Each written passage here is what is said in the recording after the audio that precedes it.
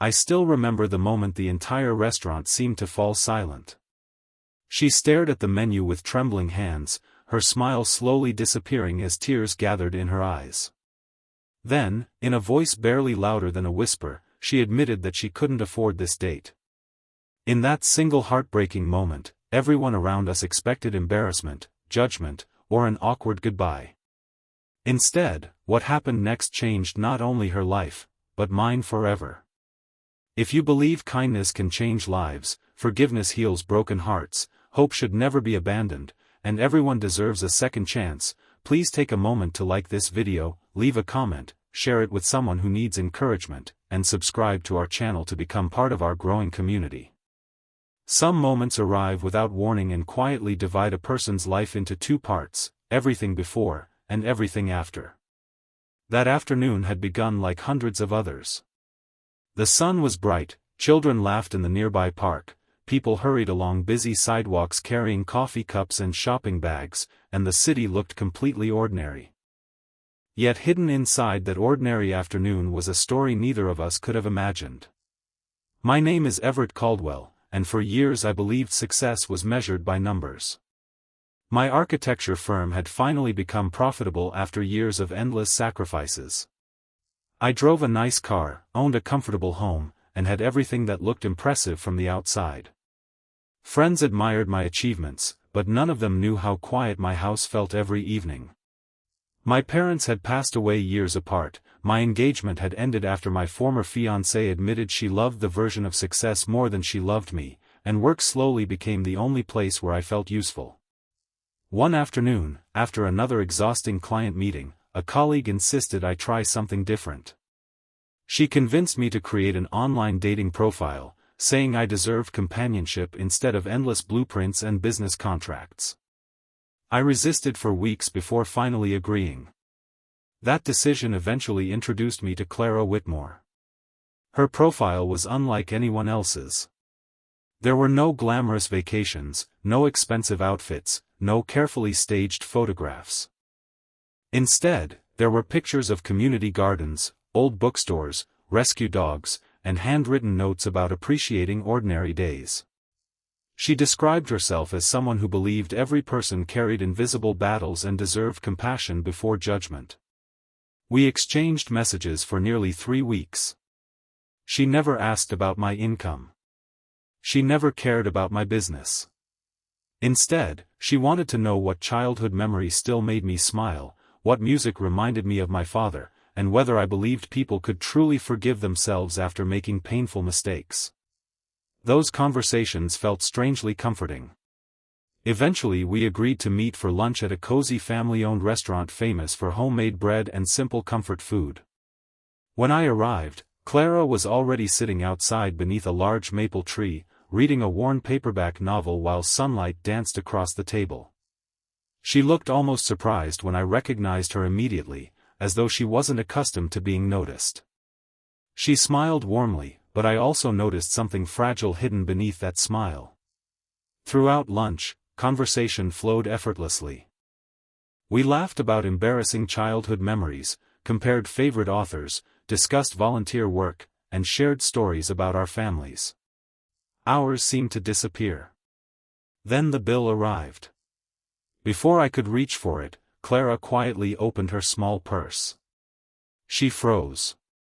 The color drained from her face. She counted a few folded bills twice before taking a slow breath.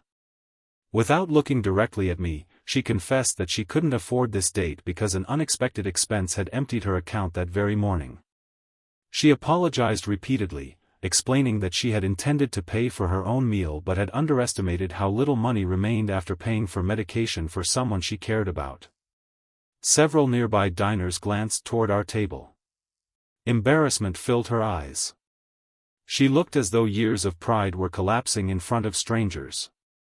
At that moment I understood something important. She wasn't worried about the money. She was terrified of becoming someone's burden. Instead of reaching for the bill immediately, I gently pushed it aside. I told her something I hadn't planned to say. I told her that if sharing one meal could make another human being feel ashamed, then the meal wasn't expensive because of the price. It was expensive because it was costing someone their dignity. I refused to let that happen. The tears she had been fighting finally escaped. Not because I offered to pay, but because I hadn't treated her embarrassment like entertainment. She later admitted that every previous date had measured her worth by what she could contribute financially or socially. More than one man had mocked her for living modestly. Another had suggested she wasn't ambitious enough because she worked at a neighborhood library instead of chasing a higher salary. What none of them knew was the reason she struggled financially.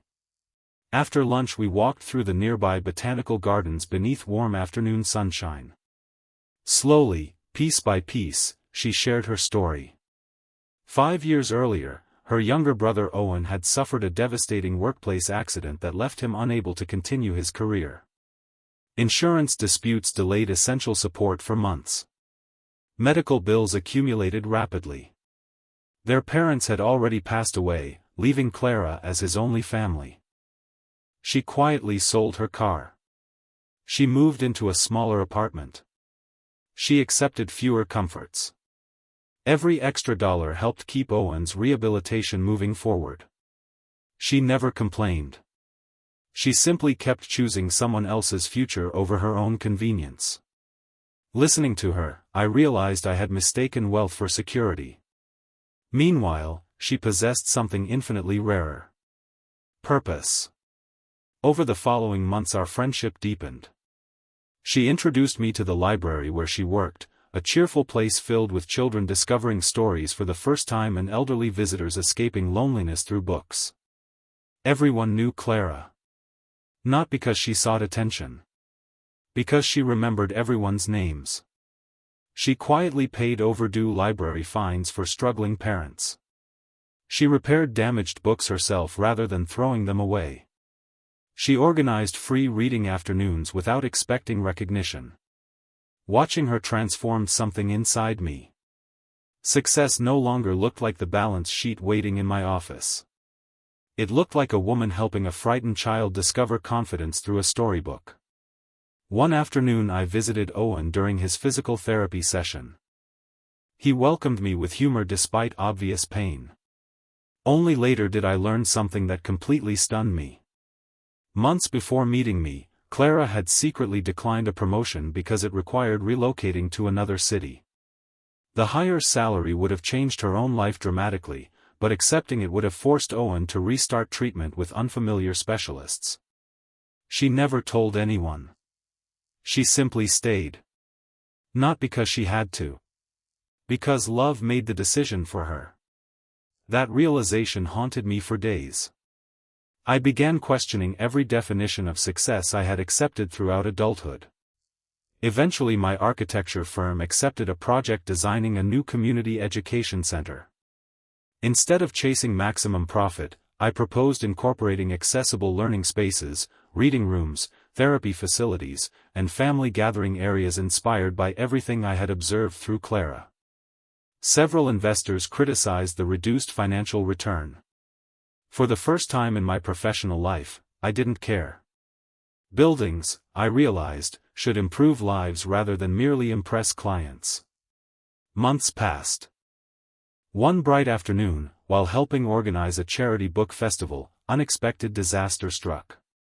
A severe water pipe burst beneath the library floor, flooding hundreds of donated books. Volunteers rushed everywhere trying to save what they could. Many rare collections appeared ruined. Insurance would cover only a fraction of the damage. Clara stood silently among soaked shelves, heartbroken. Not because of the building. Because every damaged book represented someone who had generously donated memories, knowledge, and hope. Without announcing anything publicly, I contacted several business partners. Within 48 hours construction crews, restoration specialists, and volunteers filled the library. Employees from my company worked alongside teenagers, retirees, local teachers, and parents. No one asked who would receive credit. They simply showed up. During the reopening celebration weeks later, the mayor praised community cooperation. When invited onto the stage, Clara redirected every compliment toward the volunteers. She insisted no single person deserved recognition because kindness only becomes powerful when ordinary people choose it together. The audience stood and applauded. I don't think she realized she had tears running down her face. Neither did I. That afternoon I understood why some people leave permanent marks on the world without ever becoming famous. They simply make everyone around them want to become better. Not long afterward, Owen completed another major milestone in rehabilitation. His doctors announced he would eventually regain enough independence to live on his own. The celebration picnic took place beneath clear blue skies in a public park filled with families enjoying the beautiful afternoon. Watching Owen laugh freely for the first time since his accident felt like witnessing sunlight after years of rain. Later, while everyone else packed picnic baskets, Clara confessed something she had carried silently since our first date. She admitted she almost canceled that lunch because she couldn't afford new clothes and worried someone successful would never understand her reality. She believed poverty made people invisible. I gently reminded her of something she had unknowingly taught me. Money can purchase comfort. It cannot purchase compassion. Money can renovate buildings. It cannot rebuild broken hearts. Money can reserve tables. It cannot create genuine connection across one. The richest afternoon of my life had begun with a woman apologizing for not having enough money. Years later, when people asked how we met, they often expected an elegant romantic story. Instead, I always smiled. I told them our relationship began the moment someone believed they had nothing to offer, while I quietly discovered they possessed everything I had been missing.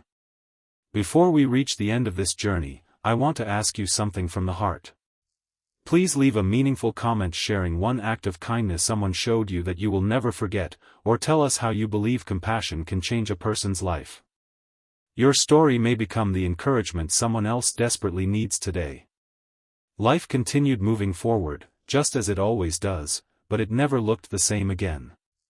The Community Education Center eventually opened its doors, welcoming children, seniors, families, and people rebuilding their lives after hardship. The library flourished with more volunteers than ever before. Owen became a mentor for others facing long recoveries, proving that setbacks do not define a person's future. As for Clara and me, we learned that love is rarely found in grand gestures or extravagant moments. Sometimes it is born in the quiet decision to protect another person's dignity when they believe they have lost it. Every sunny afternoon we spent together became a reminder that the greatest wealth is not measured by what we keep, but by what we give without expecting anything in return. Looking back, I no longer remember the total printed on that restaurant bill. I only remember the woman who thought she couldn't afford the date, and the extraordinary lesson she unknowingly placed in my hands. That single afternoon taught me that kindness costs far less than pride, yet it leaves behind riches that last a lifetime. And if one simple meal could transform 2 lives, imagine what one act of compassion from you might do for someone who feels invisible today. If this story touched your heart, please like this video, leave a meaningful comment, share it with someone who needs hope today, and subscribe to our channel so you never miss another emotional journey.